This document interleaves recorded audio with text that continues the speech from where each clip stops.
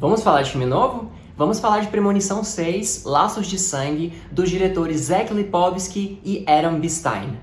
I said, oh, oh, oh, oh, oh,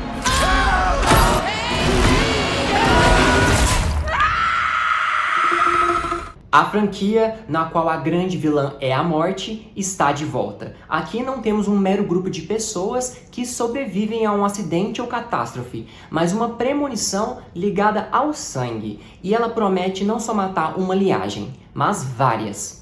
Em sua origem, a ideia de premonição era fazer parte do seriado X-Files, é para isso que foi criado. Então, nos filmes, temos uma premissa bem simples. Uma pessoa prevê o que vai acontecer, a morte iminente de todo mundo que está ali naquele local. Então, ela os avisa do que acontecerá. Mais tarde, a morte vai atrás de cada uma dessas pessoas, matando-as exatamente na sequência que elas originalmente morreriam. Premonição 6, Laço de Sangue, conta a história de uma família que conseguiu evitar a morte, mas que agora terão de enfrentá-la. O filme brinca com as expectativas de como cada morte ocorrerá, brincando com o público, satisfazendo as próprias necessidades do conceito que a franquia carrega, que são mortes bem elaboradas no estilo efeito borboleta. A protagonista desse filme é a Stephanie, que é uma universitária que está sendo atormentada por pesadelos recorrentes em relação à sua avó. Então ela busca por respostas que podem ou não salvar a sua família. Premonição já tem um formatinho bem fechado.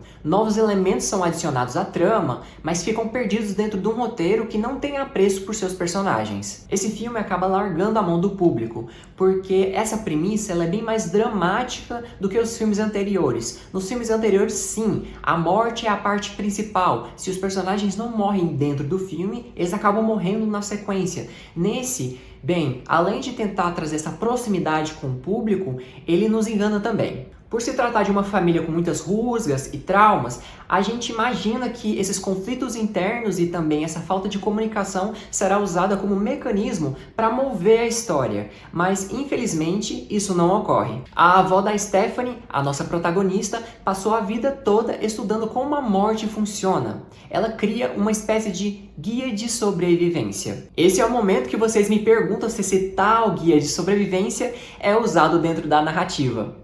A resposta é não. A verdade é que nos leva a conclusões rasas sobre a sequência de eventos, que poderia sim ser construída de forma mais inventiva, que nem a sequência de abertura. Como exemplo, a Stephanie descobre, através do guia de sobrevivência da sua avó, que existe uma lógica por trás dessas mortes. Ela chama isso de equação, uma equação matemática, e sequer é explicado como se aplica. Depois essa tal equação perde total sentido, e as nossas suposições como público são tão boas quanto as suposições da protagonista. É claro que estamos falando de um filme de terror, portanto temos mortes bem exageradas, então a nossa lógica de universo não necessariamente se aplica à lógica de universo da franquia. E assim, é difícil de ignorar, porque como público a gente consegue enxergar como tudo acabará antes mesmo que aconteça. Há um impasse na linguagem temática do filme. Às vezes ele é trash, às vezes ele quer ser dramático demais. E o filme caçoa do público, para bem ou para mal. Esse é o filme mais sangrento da franquia, tem bastante gore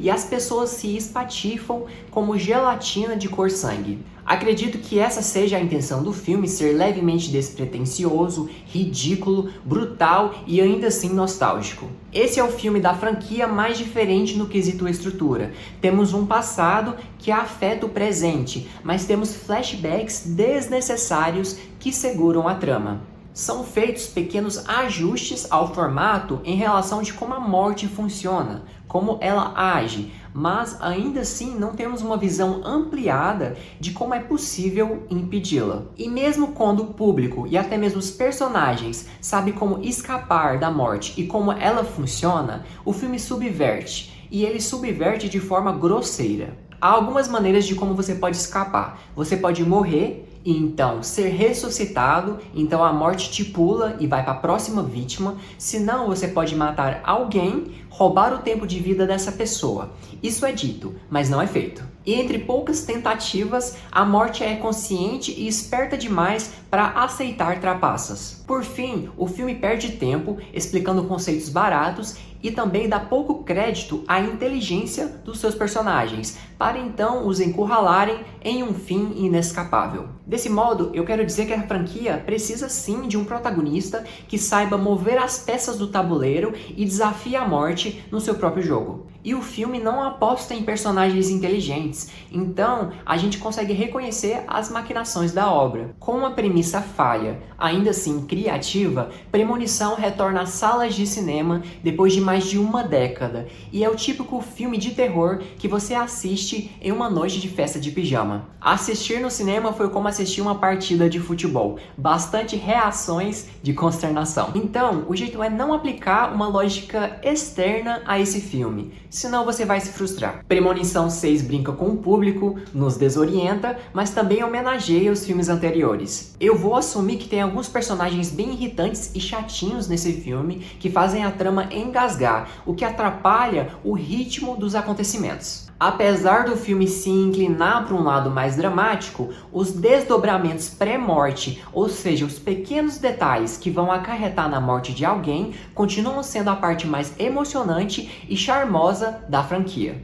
A franquia retorna a todo vapor. Premonição 6 será pura diversão se o espectador se lembrar que continua sendo um filme de premonição, onde a morte é suculenta. E é isso para esse vídeo, eu espero que você tenha gostado. Se inscreva no canal, deixe seu like, deixe seu comentário falando o que você achou de Premonição. E até mais!